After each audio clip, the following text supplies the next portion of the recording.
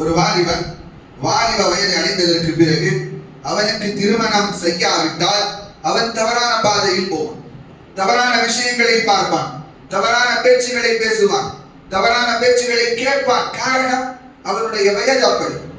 அந்த நேரத்தில் தான் பெருமானார் வாலிபர்களுக்கு உபதேசம் செய்கின்றார்கள். யா மஅஷர ஷபாப், வாலிபர்களே, வாலிப கூட்டமே, மனிஸ்ததாஅ மின்குமுல் பா, உங்களுக்கு வசதி இருந்தால், உங்களுக்கு சக்தி இருந்தால், மனிஸ்ததாஅ, உங்களுக்கு ஆரோக்கியம் இருந்தால், மின்குமுல் பா, நீங்கள் திருமணம் செய்து கொள்ளுங்கள்.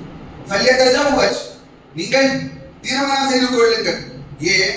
ஃபஇன்னஹு அகத்து லில்பஸர், ஒருவன் திருமணம் செய்து கொண்டால் அவனுடைய கண் கீழ் மட்டும்தான் பார்க்கும், மற்ற பெண்ணை பார்க்க மாட்டான். அவனுடைய கண் விபச்சாரத்தை பார்க்க, அவனுடைய கண் தவறான சிந்தனை கொண்டு பெண்ணை அவன் பார்க்க மாட்டான்.